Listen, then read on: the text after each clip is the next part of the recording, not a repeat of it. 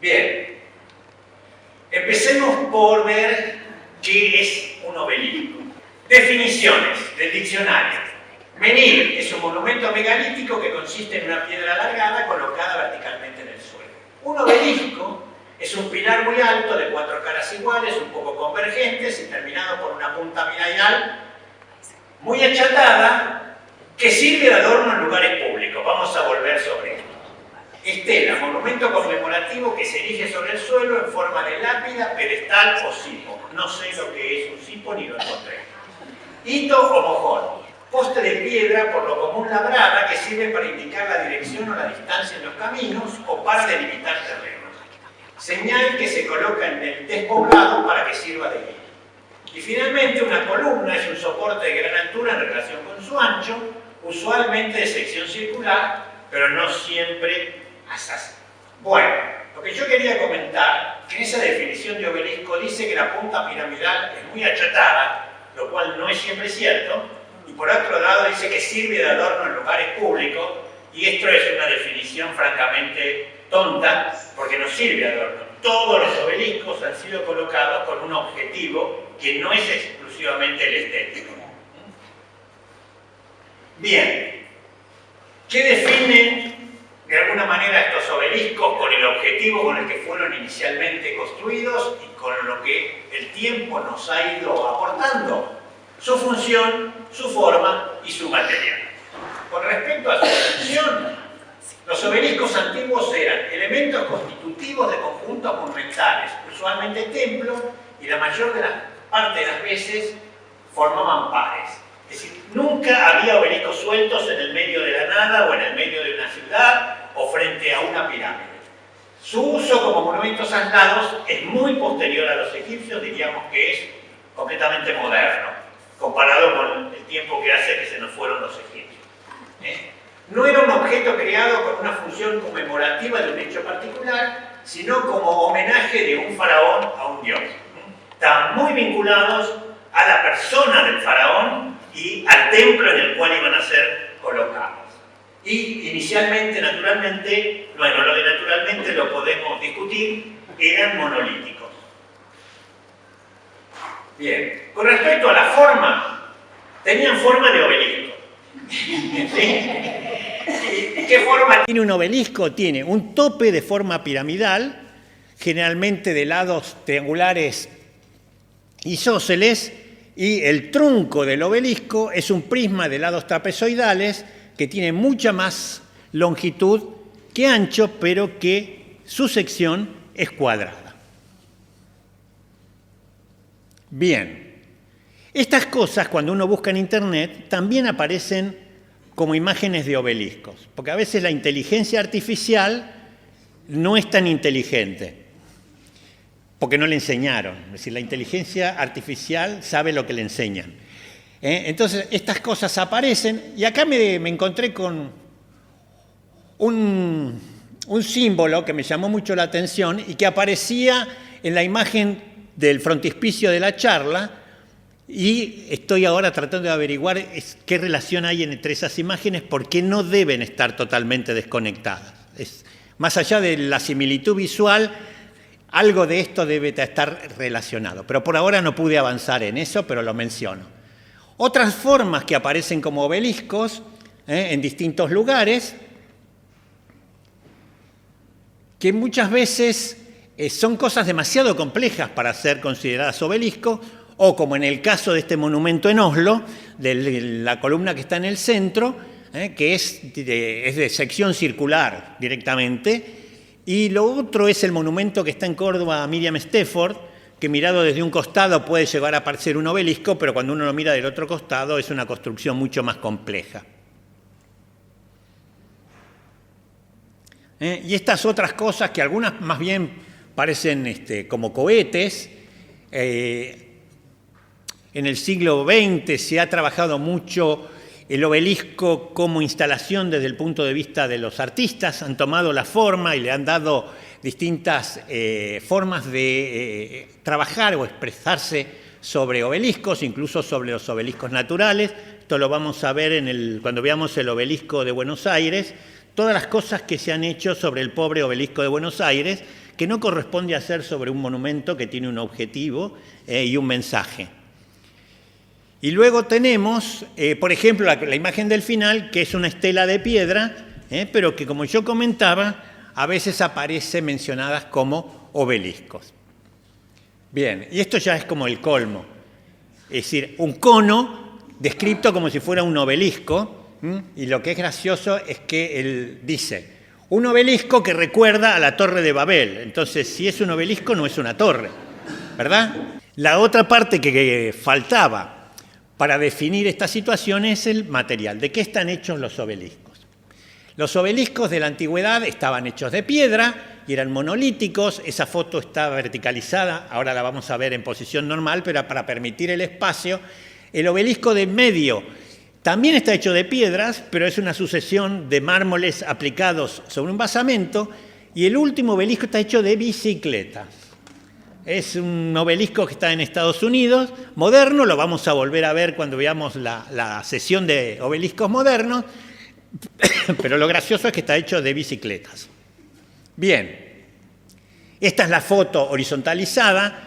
Este es un obelisco que ha quedado en su cantera de origen. Hubiera sido el obelisco más alto de todos si se hubiera podido erigir, levantar, porque el problema es que se rajó y ya se interrumpió la obra, pero es, de alguna manera, mirándolo con el egoísmo del presente, es un testimonio muy importante de cómo se labraban los obeliscos, porque no está totalmente arrancado del suelo. Entonces se ve bien cómo se trabajaba, las marcas de las herramientas, y aunque todavía se sigue discutiendo cómo se usaban las cosas y qué herramientas se utilizaban, y algunas se han perdido totalmente, este tipo de información es valiosísima para poder, de alguna manera, reconstruir los procesos.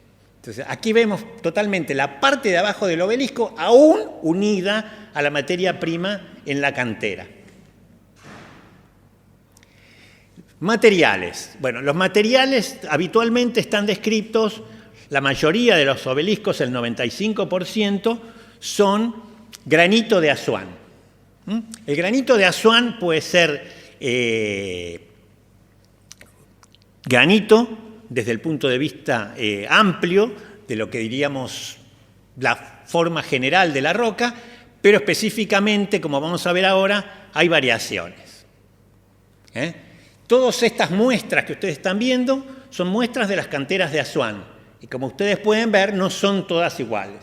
Entonces, en sentido amplio es un granito, pero cuando uno va al detalle, hay granitos y granodioritas, que son rocas que tienen una composición en la cual el cuarzo, los feldespatos alcalinos y las plagioclasas, no hace falta que se aprendan de memoria esto, yo lo comento nomás, están repartidas de alguna manera bastante proporcionalmente, y aquí lo que viene a cuento también es que la roca que toma su nombre de las canteras de Asuán es la sienita.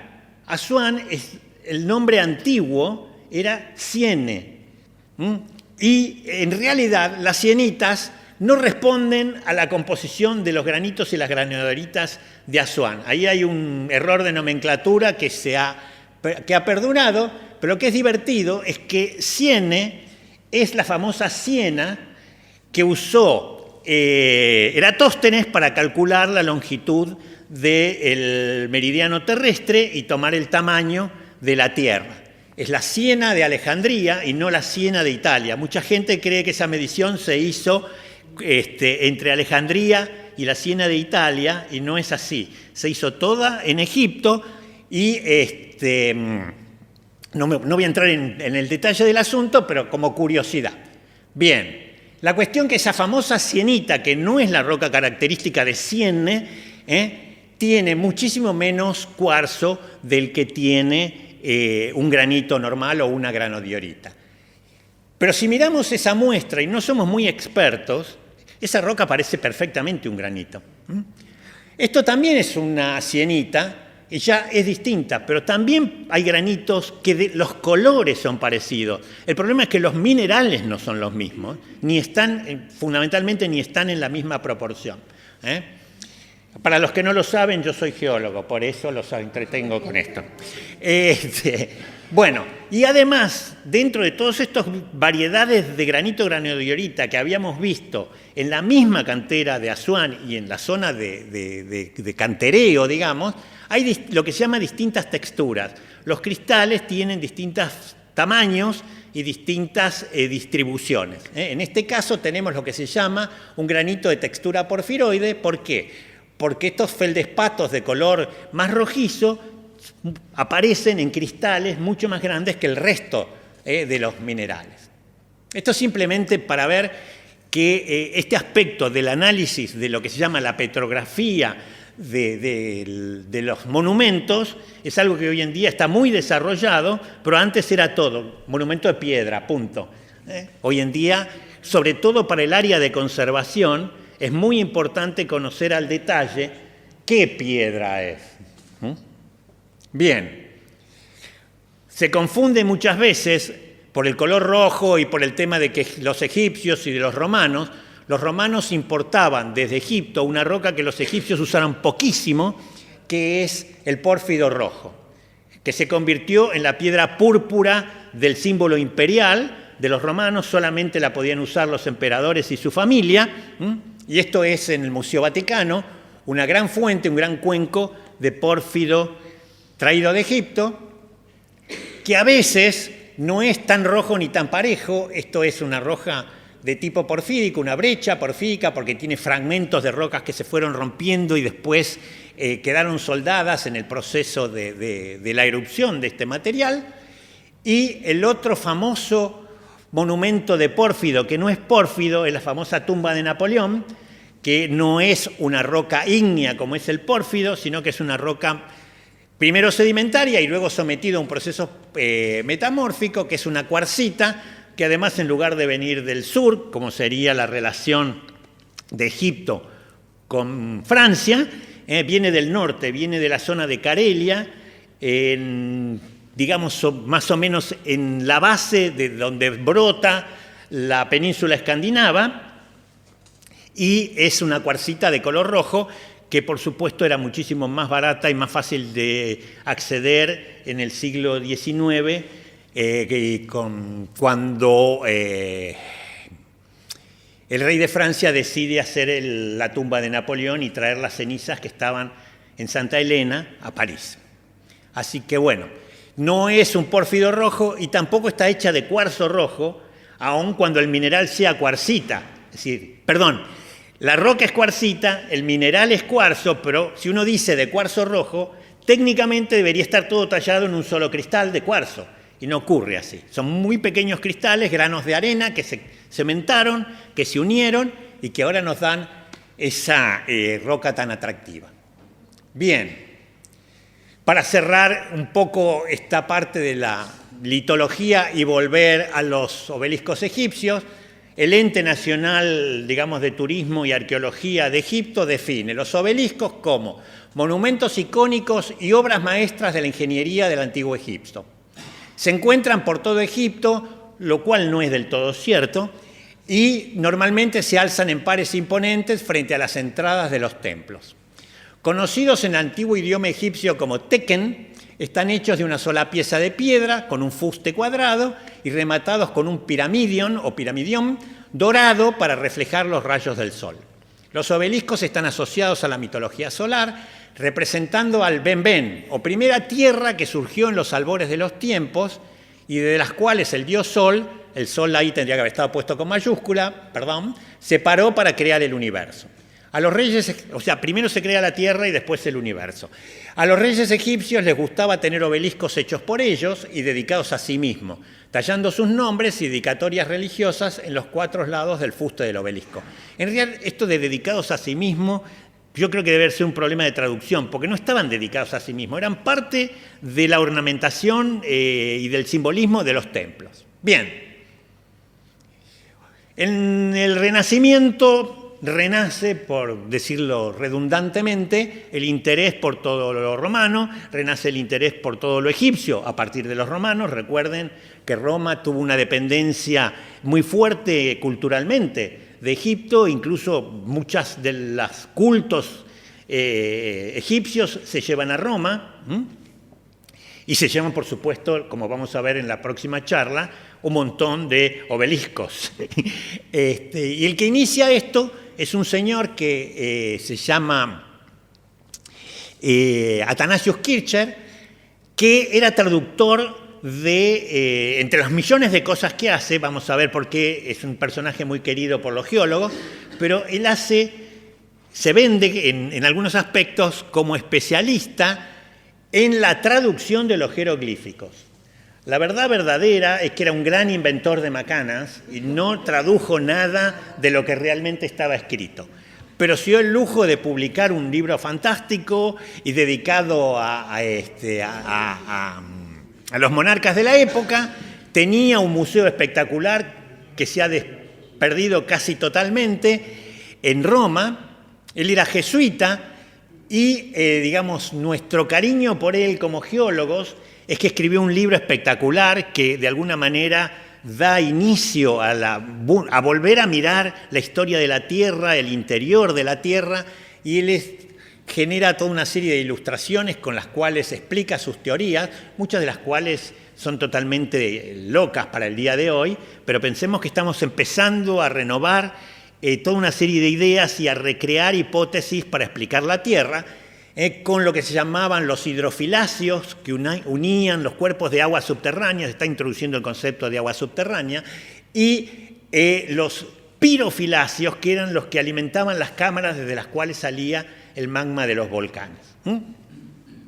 Muchas de sus ideas sobre la estructura concéntrica de la Tierra son del tiempo de los griegos, pero de cualquier manera él aporta, construye, intenta interpretar hechos naturales. Siglo XVIII vuelve a haber un pico importante en lo que es el interés por los obeliscos, y ahí empiezan a construirse los obeliscos modernos, como vamos a ver en la tercera charla. Fines del XVIII y durante todo el XIX se construyen muchísimos obeliscos, se construyen en el siglo XX e incluso tenemos obeliscos hechos en el siglo XXI.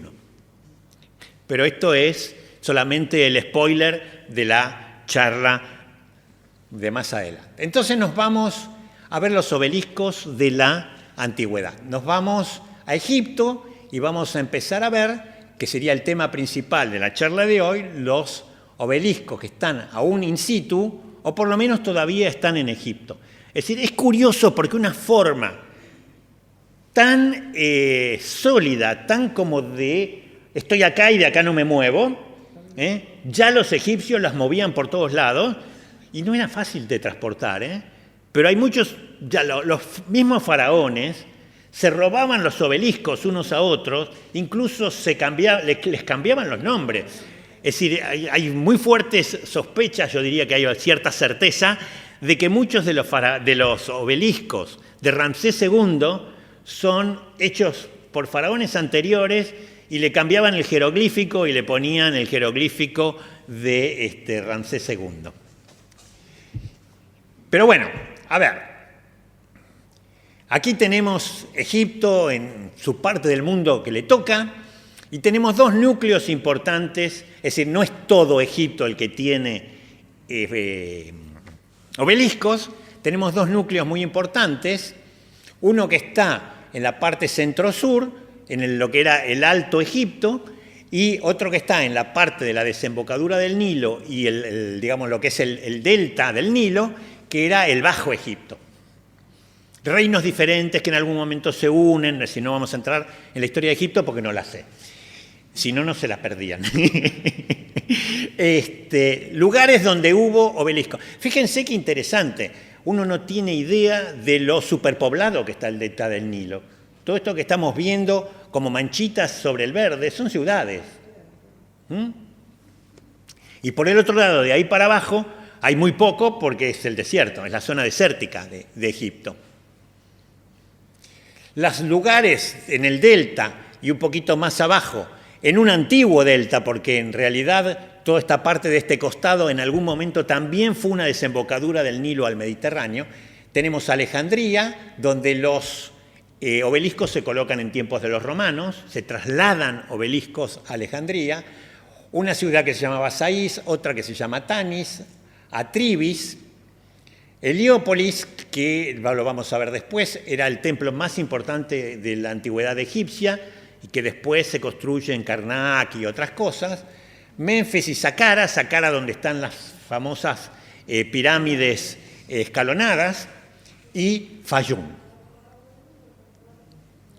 Que como pueden ver, Fayum es un oasis muy particular rodeado de arena. Bien. Y en la parte sur tenemos otra Atribis, que esto es otro problema porque uno lee Atribis y cree que está hablando de un lugar y en realidad está hablando de otro. Es una doble, es como la calle de San Martín, entonces San Martín, pero hay una avenida San Martín, una calle San Martín, una avenida Libertador General San Martín, y si uno no está muy al tanto, es como que se pierde. Bueno, acá pasa un poco lo mismo con eso. Tebas y Luxor, la isla de Philae o Phile, la represa de Asuán, no la represa, sino la localidad de la represa, y Abu Simbel.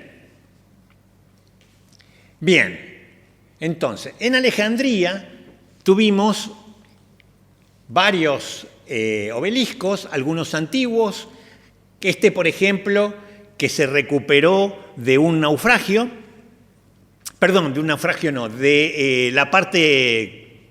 Alejandría tuvo un problema que el nivel del Mediterráneo cambió, parte de la ciudad quedó sumergida y estas columnas se recuperaron de la zona sumergida. Hay una interpretación de que la acción del nivel del mar ha erosionado las esquinas, esto es absolutamente imposible en el tiempo transcurrido.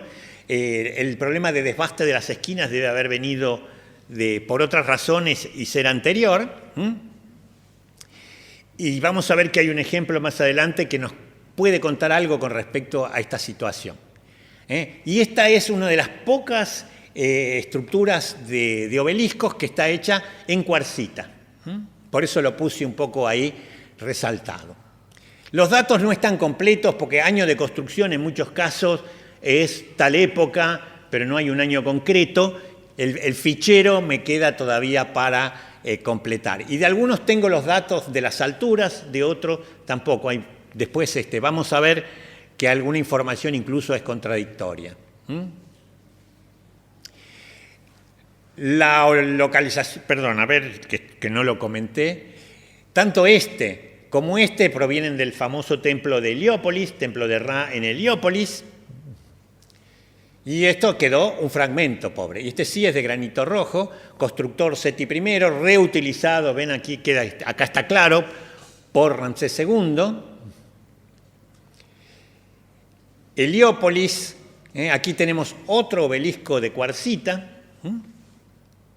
Bueno, tenemos un obelisco, tenemos lo que queda del pobre obelisco, que fue trasladado a un parque público y se exhibe ahora en ese fragmento. Bien. ¿Perdón? Esto es todo en Egipto. Es decir, lo que yo comentaba, Egipto ya en la época de los faraones se dedicaba a cambiar obelisco de barrio. Es un obelisco muy importante de la reina Senusret I, que tenía... Contrariamente a lo que a veces creemos, los que no sabemos nada de la historia de Egipto, hubo varias faraonas.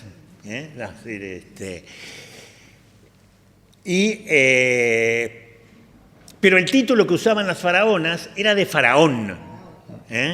Eran reinas, pero el título era faraón. Y tiene una altura importante, 20 metros y algo, granito rojo de Asuán.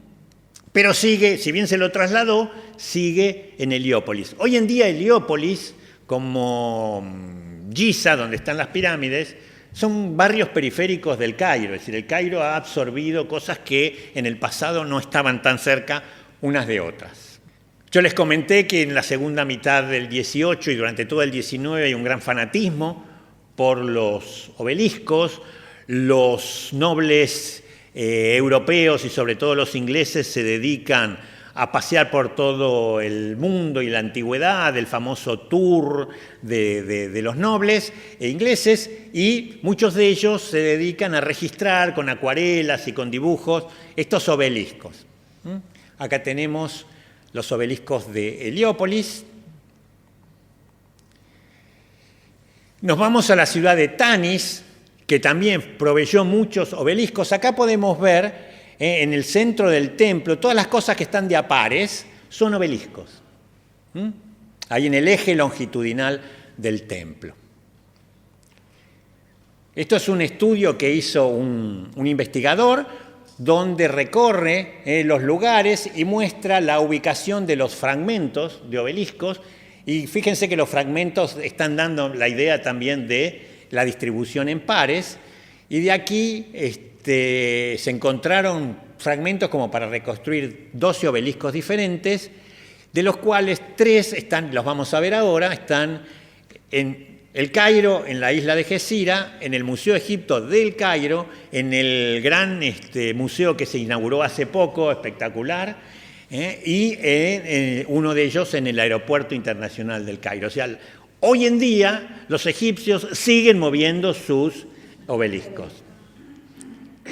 ¿Dónde podríamos poner el de Buenos Aires?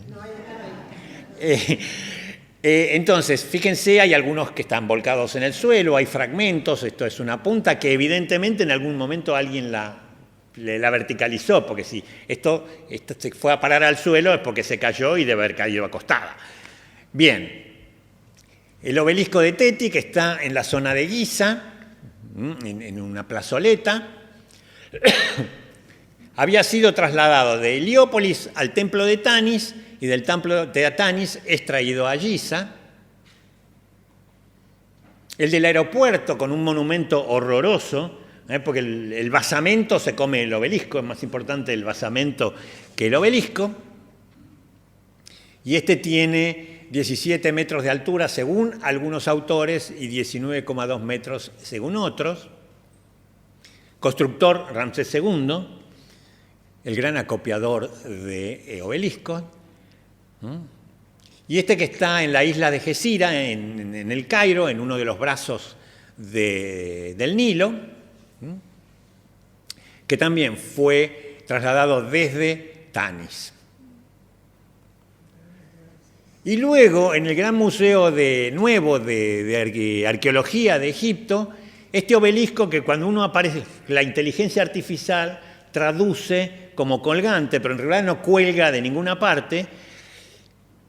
Es una mala traducción de suspendido, que tampoco es la palabra que usaríamos en castellano, porque en realidad está apoyado por los bordes, pero sobre un vidrio transparente que nos permite ver que abajo, nos permitiría ver que era el objetivo, pero la cerca que le pusieron no permite verlo. Es decir, estas contradicciones del proyecto arquitectónico y la burocracia que gestiona el lugar después, se debería poder leer la inscripción que tiene debajo. Y esta es la perspectiva. Miren lo que es un sector del Museo Nuevo junto a las pirámides, ¿no? Es decir, dan ganas de viajar a ver esto. Podríamos hacer, ¿cómo se llamaba antes? Un charter. Bien, Menfis, Saqqara, tenemos un trozo muy pequeño del obelisco de Pepi I. Claro, generalmente la invocación de quién fue el que erigió el obelisco está cerca de la punta, con lo cual, conservando las puntas, se conservan los autores. Perdón, no los autores en el sentido de quién lo labró, que de eso no queda ni memoria, pero sí en el sentido de quién fue el que lo hizo hacer. El obelisco de Pepi II, que estos están in situ, han sido trasladados simplemente al museo de Imhotep. Imhotep es el gran arquitecto que hace la pirámide de Saqqara y toda una serie de templos. Fayún, que era el oasis que yo les comentaba, que estaba al sur del Nilo, sobre la margen izquierda del río. Y aquí tenemos un obelisco que corresponde a Senusret I y que es de una altura relativamente importante, 12 metros, granito rojo de Asuán, o sea que fue trasladado desde las canteras a este lugar, fue encontrado volcado y roto, y cuando se lo restauró, la parte de arriba está colocada torcida. Se ve que le lijaron una parte para que se asentara bien, pero en realidad la escritura quedó fuera del eje de simetría del obelisco. Estas son las cosas que se fijan los investigadores. Por supuesto no me di cuenta yo, lo voy copiando de lo que voy leyendo. Bien, entonces vamos entonces hacia la parte sur, con, digamos, todo lo que sería el tramo de lo que habíamos llamado antes el Alto Egipto. Fíjense que acá fuera del curso del río no hay nada verde. Es decir, por más que las imágenes estas, el color es un poco obra del quien procesa las imágenes, está clarísimo que no tenemos fuera de las márgenes del río espacios verdes como teníamos cubierto de verde el delta del Nilo. Bien, en la antigua Tebas, madre del tontísimo chiste, Tebas, no, me quedo. Y ahí tenemos el famoso templo con su avenida de los Carneros, un templo que tenía dimensiones colosales. Aquí tenemos en la imagen satelital de Google Earth todo el trapecio central corresponde al templo, incluso ese estanque que se ve es parte de la estructura del templo. Y acá bien sobre el rinconcito de arriba de todo, ahí está el Nilo. Eso es un puertecito y el rincón negro de arriba de todo es el Nilo. Fíjense acá una foto de 1870. En el centro de la foto hay dos personas subiéndose a un obelisco que está volcado. Y lo interesante es que ese obelisco es este. Fíjense cómo cambió el lugar. Se ha recuperado como un espacio de exhibición. No estamos viendo lo mismo que veían los viajeros del siglo XIX. Y lo bueno de este investigador es que pone unas fotos con una definición extraordinaria. Se pueden ver perfectamente los dibujos y ampliando esa misma foto podemos ver. Ahora acá hay un poco de demasiada luz, pero se puede ver la textura del granito. Se puede ver perfectamente la textura del granito. Y esto es granito rojo de Asuán, sin duda. Granito o granodiorita, digamos, no llego hasta ahí viéndolo desde acá. Bien, y aquí tenemos otro obelisco de cuarcita, también de muy baja altura, 1 metro,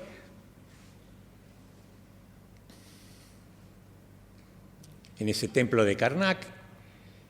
Y esta es una foto que puse porque son estos obeliscos que estábamos viendo en una foto del siglo XIX, muy fines del siglo XIX o principios del XX, que son estas fotos que se veían con el estereoscopio. Entonces uno ponía los ojitos en la maquinita y veía esto tridimensionalmente.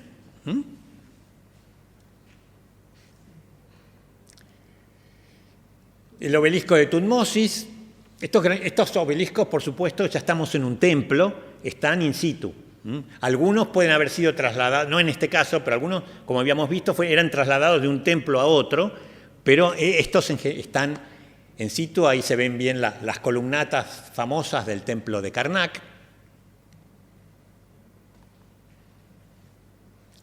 Otro obelisco de la reina Hatshepsut, o como se pronuncie. Y este es muy importante, 30 metros. Esta señora era muy ambiciosa y le gustaba hacer obeliscos muy, muy altos. Y justamente el que está inacabado es un obelisco que se supone por una serie de datos históricos que también es un obelisco encargado por ella. ¿Perdón? Sí, claro. Pero fíjense que acá tenemos clarísimo, algunos iban solos, pero no fuera de un templo. Y el resto van todos en pares, o fíjense, en los bordes de la pileta, en las esquinas, perdón, hay también obeliscos mucho más bajitos, que son estos que a lo mejor vamos viendo que tienen la mitad o la tercera parte de altura de los demás. Esto es una reconstrucción espectacular de ese templo. Y fíjense, mirando con Esto se supone que en algún momento tuvo luz. Si nos internamos en el templo, en el interior también se ven pares de obeliscos. Esta es otra perspectiva del lugar donde podemos ver la distribución.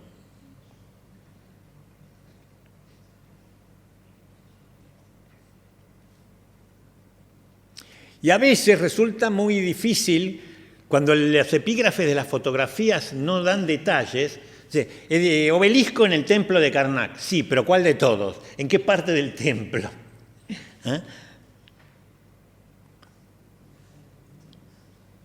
Aquí está una explicación muy detallada con el plano, con la ubicación, y yo ahí marqué con círculos rojos algunos de los obeliscos. Piensen que todo esto es un trabajo espectacular de arqueología, porque de todo esto queda muy poco. Mucho ha sido reutilizado en otros lugares como piedra de construcción y casos mucho peores, algunos templos que estaban construidos con piedra caliza, que fueron cocinados para preparar cal para las construcciones posteriores. Edad Media, Renacimiento. Y el otro templo muy importante de esa zona es el templo de Luxor. Ahí tenemos la estructura del templo en la imagen satelital, el borde del Nilo, la famosa avenida de entrada, que en lugar de tener los carneros, tiene las esfinges, y el famoso obelisco que queda, este tenía un par, que es el que tenemos en París, en la Place de la Concorde, y la situación actual, que no es la misma, como vimos en el otro caso, que la del pasado.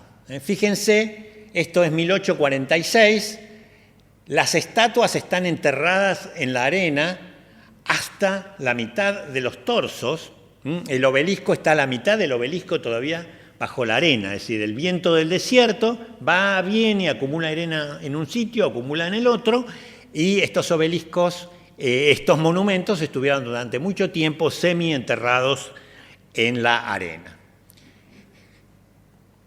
Aquí hay una fotografía de 1870 con una técnica que se llama la albúmina de obtención de las fotos y vemos claramente a qué altura tenemos la arena. Esto es otra imagen también que muestra lo mismo, los monumentos tapados hasta la mitad por la capa de la arena. Y allá atrás se ve la columnata de las otras naves del templo. Esta es una reconstrucción antigua donde ya está todo nivelado a la base del templo, un dibujo, y una foto contemporánea donde podemos ver claramente que, digamos, la arena tapaba varios metros, o sea, la duna de arena que está cubriendo todo eso tenía varios metros de altura. Bueno, el lugar ha sido, por supuesto, preparado totalmente para el turismo. Piensen que una de las fuentes de ingresos más importantes de Egipto es el turismo que va a ver las ruinas egipcias. Es decir, bien, nos vamos un poco más al sur, nos vamos a Asuán, a la antigua Sienne, y ahí tenemos la cantera. Esto es maravilloso poder conservar la cantera que tiene ya más de 4.000 años de explotación, en el momento en que se labraron los obeliscos, y allá vemos, marcado en el círculo rojo, el antiguo obelisco que quedó inacabado, el famoso obelisco inacabado de la foto que habíamos visto al principio, la rampa de acceso y la gente caminando sobre el obelisco. Yo no sé cuán contentos con esto estarán los arqueólogos, pero es cierto que para desgastar ese granito hace falta muchos pasos, pero digamos, por lo menos se podría hacer una plataforma apoyada que permitiera que la gente camine, por decir caminé en un obelisco de 4.000 años de antigüedad. Y fíjense que el tope del obelisco no es una pirámide achatada ni mucho menos, y ese es un tope original, eso no fue tocado. Bien, y ahí vemos, bien, en primer plano la rajadura que dijeron, chicos, se nos acabó el proyecto del obelisco más largo del mundo, que iba a tener 42 metros si se hubiera levantado, pero no se levantó.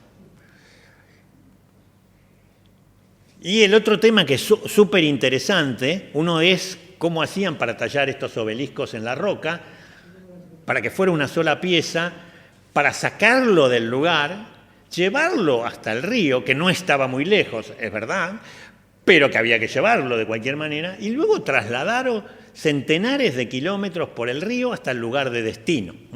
Bueno, se usaban barcos, naturalmente. Esto está un poco en algunos de los bajorrelieves y pinturas de distintos templos, hay algunas referencias a esto. Y, digamos, de los obeliscos que andaban dando vueltas por ahí en el Museo Nubio de Asuán, se conservan 5 y nosotros vamos a ver imágenes de 2. Uno que es muy simpático porque está rodeado de las estatuas de los monos estos, de los babuns. Naturalmente estamos en Asuán, ahí sí es granito rojo de Asuán. Aun cuando por encima del granito hay una capa de cuarcita muy posterior, pero habría cuarcita. Y bueno, este obelisco estuvo en Abu Simbel originalmente, de ahí lo llevaron a Cairo y luego fue llevado de nuevo a Asuán.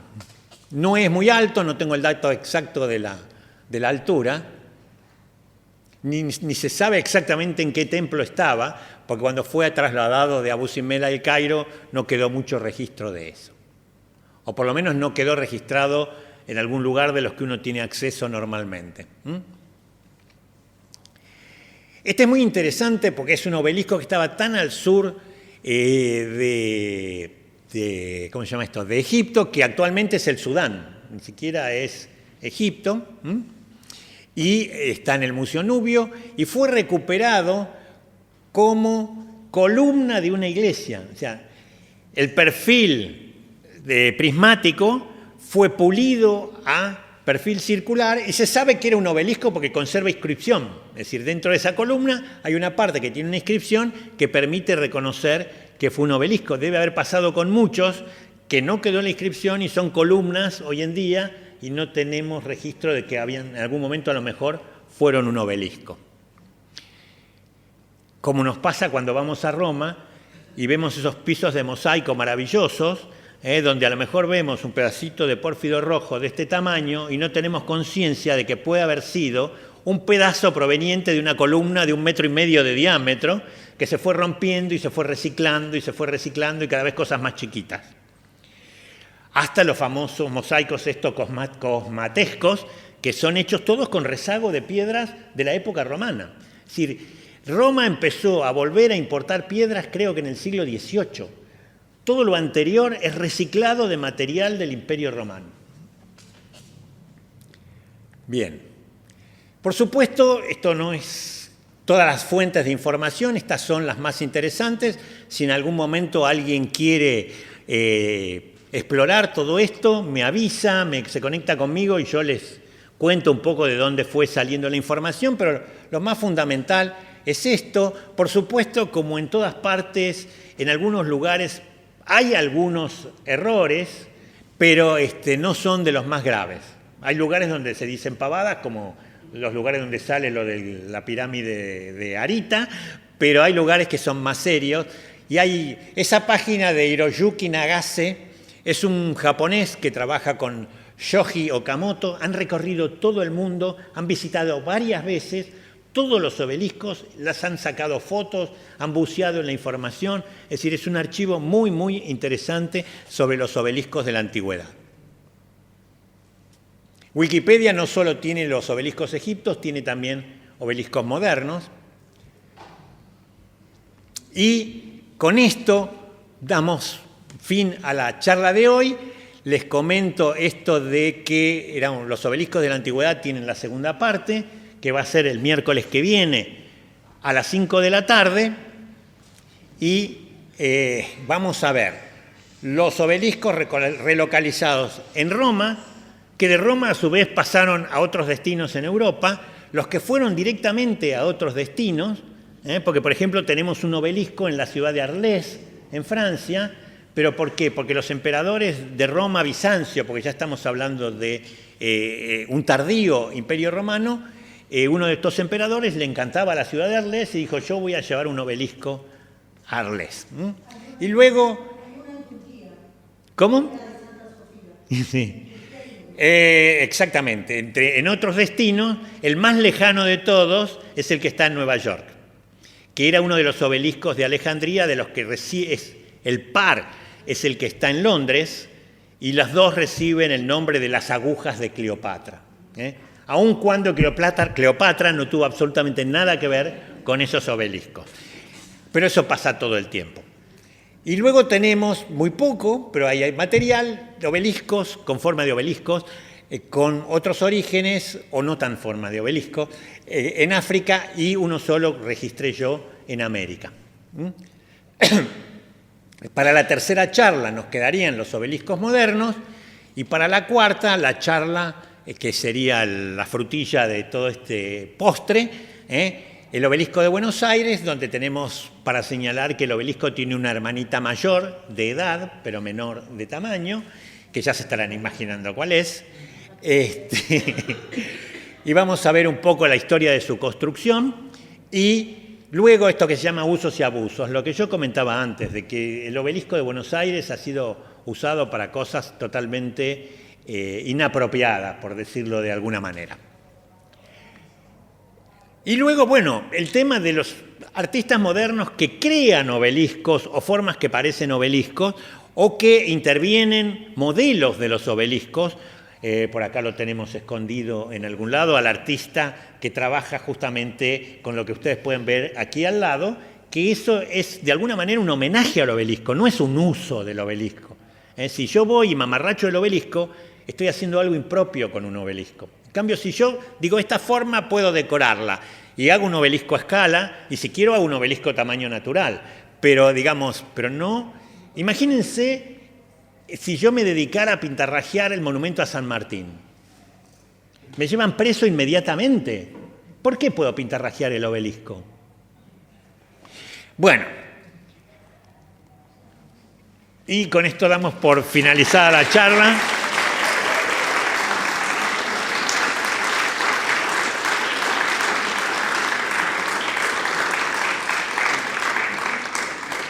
Vuelvo a agradecerles la sorprendente presencia